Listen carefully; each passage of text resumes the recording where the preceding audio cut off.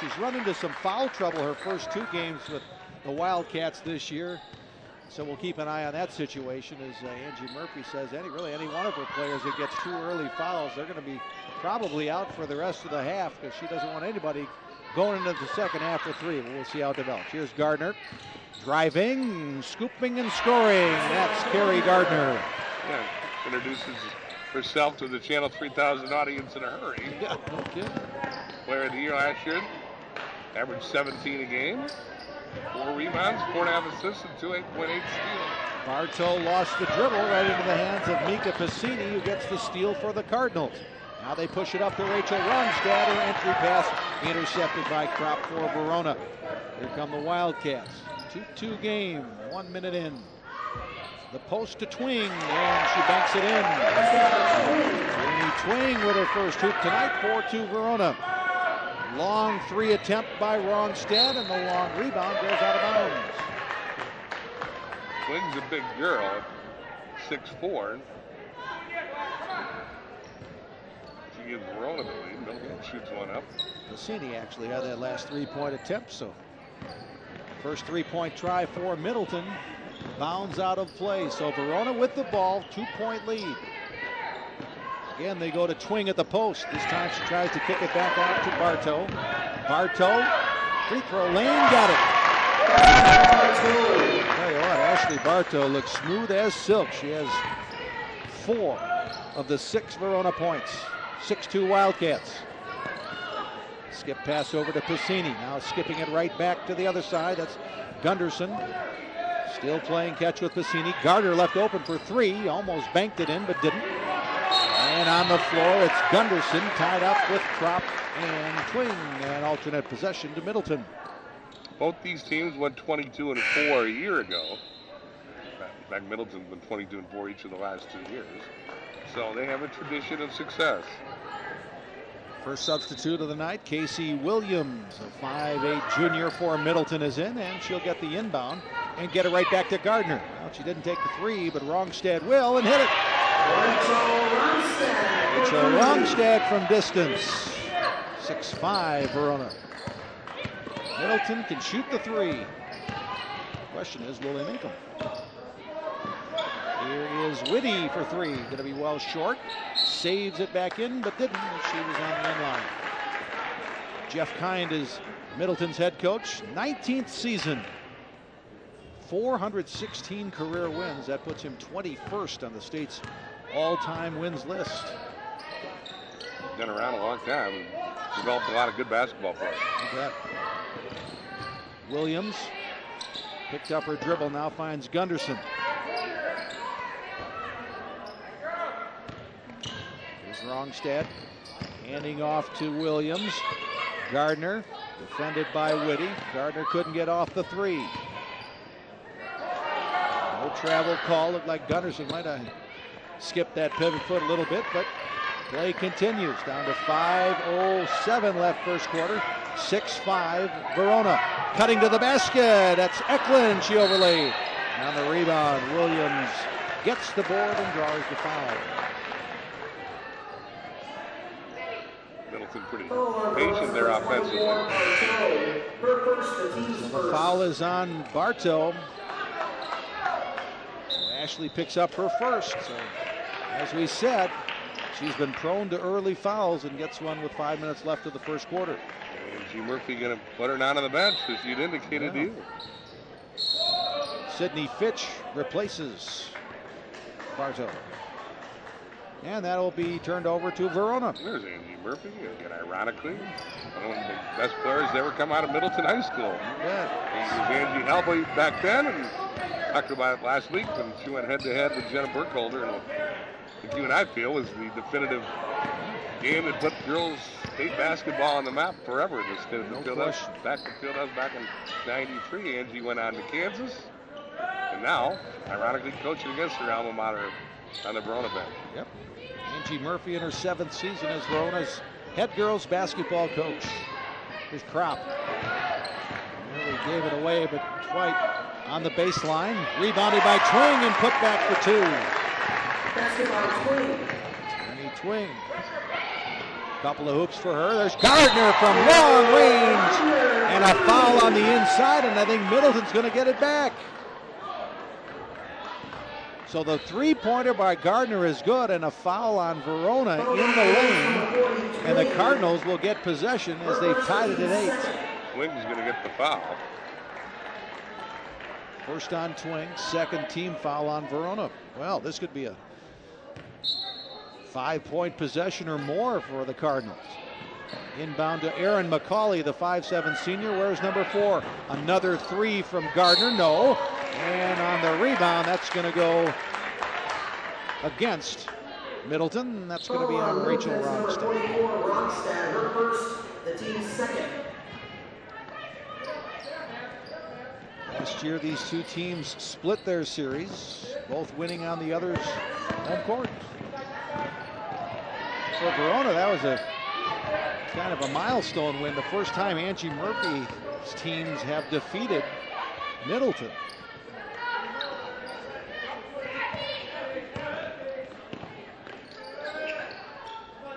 Now to 3:45 first quarter, 8-8.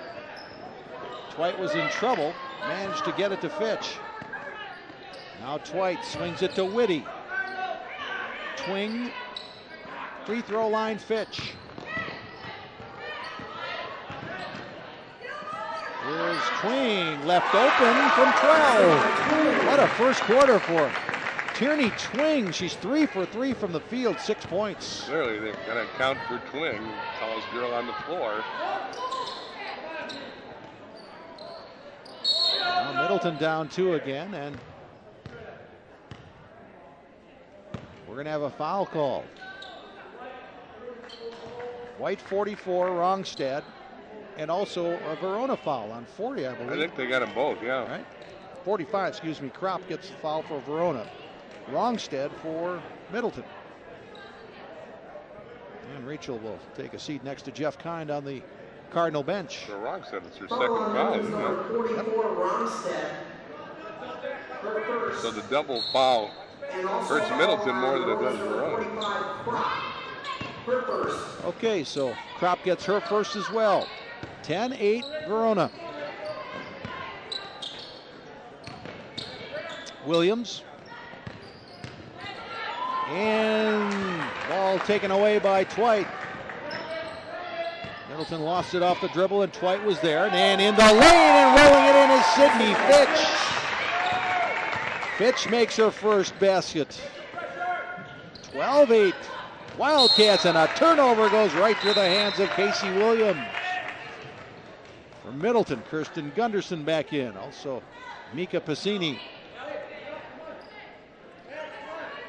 There you see that last hoop from Fitch. Verona is shooting 71% from the field to start. 5 out of 6.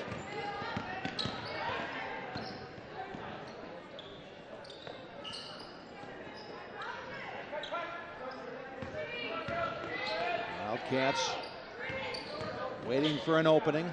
Now Whitty in the corner. Will swing it to Fitch. And all the way around the perimeter. Kropp tries 3. Got it! The hot shooting of Verona continues as Rachel Kropp hits a triple. 15-8 Wildcats. Let's see if the Cardinals can answer. They can't. Eklund's there for the rebound and lost it out of bounds. It's early yet, so polls don't take much into account. Pollsters have Middleton ranked 11th in Division I coaches poll. Verona is not mentioned in that poll. Yep.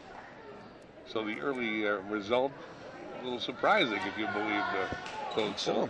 Well, in this year's Big 8 girls standings, these two teams are still undefeated in the conference. Verona's 2-0 overall, 1-0 in the conference. Middleton 1-1 overall and 1-0 in league play. Madison East, the only 2-0 team so far. They are not playing tonight. In fact, a couple of the Pergolders are up in the stands watching this one, getting in their own personal scouting report. Yeah, firsthand. So East is 2-0. Verona and Middleton, La Follette and Craig all 1-0 so far in the Big 8 conference season girls basketball. Kropp kicks outside to Twite. Into the corner. Kropp can't save it. Turnover. East is ranked 14th in that coaches poll. Well, again, it's only the second poll that's come out this year. Verona with wins over Memorial 62-36 and Watertown 44-43. Middleton lost to a team from Illinois 75-69 to open the year and rebounded with a convincing 67-39 win over Madison West last week. Morgan Sullivan, number 10, comes in to play the point for Middleton. Near steal there. Pacini now having trouble handling it, and it'll be off of Pacini back to Verona. That's Alyssa Dreher, 5'7" junior. Let's see what happened here. Well, you be the judge. The officials said the ball's out to Verona.